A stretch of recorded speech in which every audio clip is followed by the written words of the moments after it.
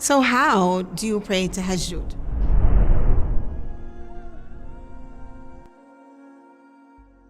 How is it different than any other prayer? Well, first of all, let's talk about timing.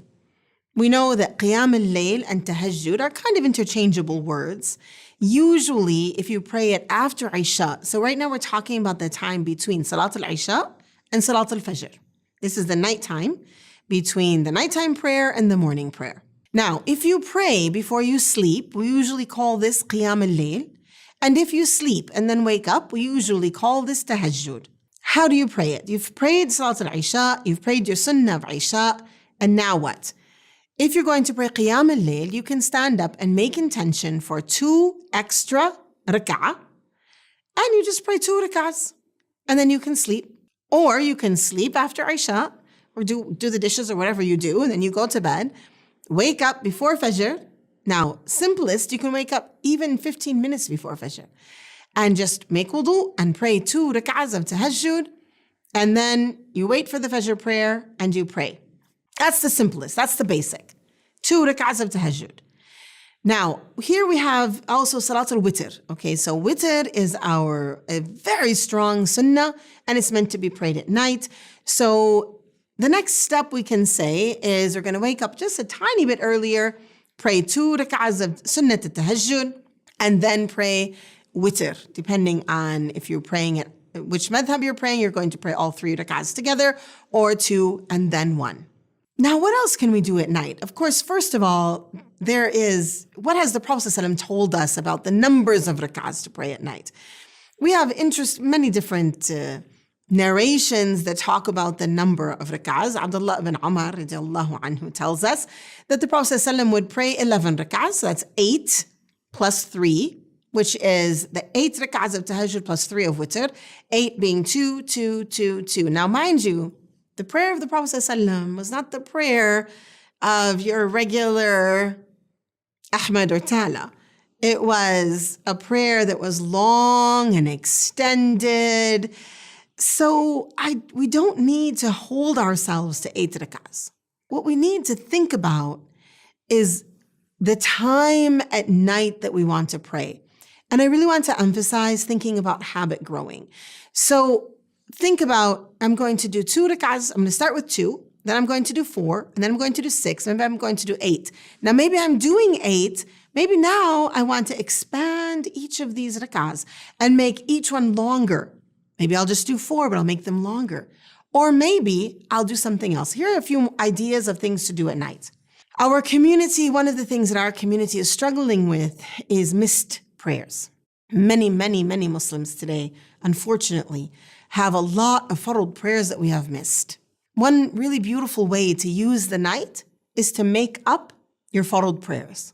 So to say, well, you know what, when I was 14, I should have been praying, but I wasn't. When I was 15, I should have been praying when I wasn't. I'm just going to do what I can to make up these prayers. Now, for some people, they get really serious about it. They print out a paper and they start marking off the prayers so that they can reach a point where all these prayers are made up. And they do it at night. That's a time when things are quiet. If you're praying anyway, it's just easier, really, to pray a full day of qada rather than rak'atain, 2 rak'ahs, 2 rak'ahs, 2 rak'ahs. But either way, whatever you want to do, it is beneficial to pray at night. Now, what should these rak'ahs look like? When you are reciting Quran at night, you recite the Quran out loud. You benefit from listening to it yourself. Your recitation improves, and maybe you'll be like Usayd radiallahu anhu, where the angels are coming down and listening to your recitation. Now, of course, I know that not everyone's Quran memorization is good enough to be able to do this at night. So in the Shafi'i madhab, you can set the mushaf in front of you you can get a music stand, a cheap music stand from anywhere really. Go to your local shop, better than those big online stores, and buy one, put it in front of you. Then you can get a mushaf that is bound with a spiral bound mushaf that will lay flat, or anyone that's big enough, even a tablet on a stand like that. And then it's right in front of you. So you can pray a longer prayer.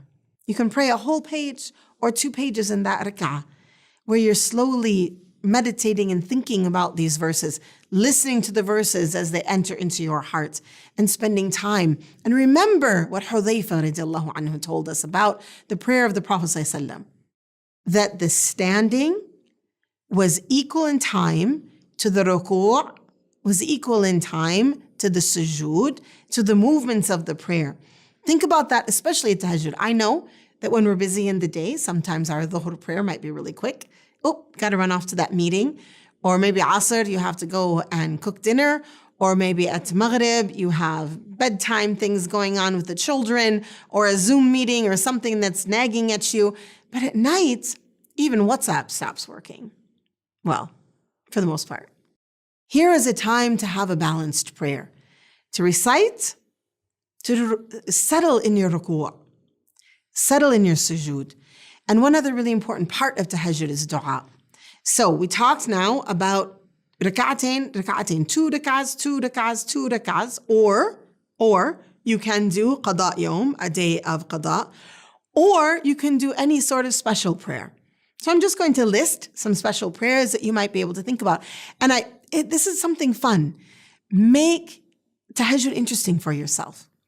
If you're a person who's not in love with routine, do something different every night.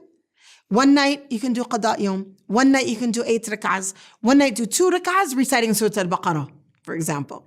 One night maybe you can do Salat al-Tasabih. Maybe one night you can do Salat al-Hajjah. If you don't know what these are, you can look them up. You can Google them, alhamdulillah. Or look them up in your fiqh book. The prayer at night is a time to really develop that relationship with Allah subhanahu wa ta'ala. So having new things to do is a good idea, but also take note of the environment. Set up your prayer place. The other day in my own house, I was doing some spring cleaning. It actually was summer cleaning, but some summer cleaning, and I was moving things around, and my daughter wasn't home. She came home and she kind of looked at me with a panicked look. Mama, where's your prayer place? Because I didn't have one out at that moment. I said, don't worry, I'm moving things over here. But get our children used to seeing that there's a place in the house where we settle in our prayer. And also for yourself, is something about knowing where you're going to go. Light a candle, spray some perfume in the area, or incense, whatever it is that you like to bring beautiful smells. Bake some cookies in the middle of the night. Bring some cinnamon rolls and open it up so that smell is filling the air. And make it a place of cleanliness. Make sure your prayer clothes are clean. Make sure the prayer carpet is something easy to sit on. If you are not able to do sujood, you have knee issues or a broken leg or something, then have a chair that's comfortable. Pay attention to these things. Get the place ready so that when you wake up, your appointment, your meeting with your Lord is prepared. You're just beautifying yourself with wudu, and you're going to that prayer carpet. You begin with rak'atain, 2 light rak'ahs, and you do these 2 rak'ahs, and they're very lightweight. That means they're not very long. That's how the Prophet ﷺ would do it. And then the next ones are longer. You've warmed up, just like exercise of the heart, exercise of the spirit. You've warmed up, and then you extend that, and then you sit and make dua. And if you're a person who can't think about what to make dua for, make notes during the day and set that next to you so that you can look at it and remember to make dua for me. Remember to make dua for our ummah. Remember to make dua for your children, your family, for all of the people that you know and don't know. That Allah subhanahu wa ta'ala will guide, support, help, cure, send His mercy down, forgive all of those that we love, and those that are close to us and those who are far. And make tahajjud and pray for ourselves that we make tahajjud a habit for us, that prayer becomes the thing we long for and hope for and enjoy deeply. Allahumma salli wa sallam wa barik ala Sayyidina wa Nabiyyina Muhammad walhamdulillahi Rabbil Alameen.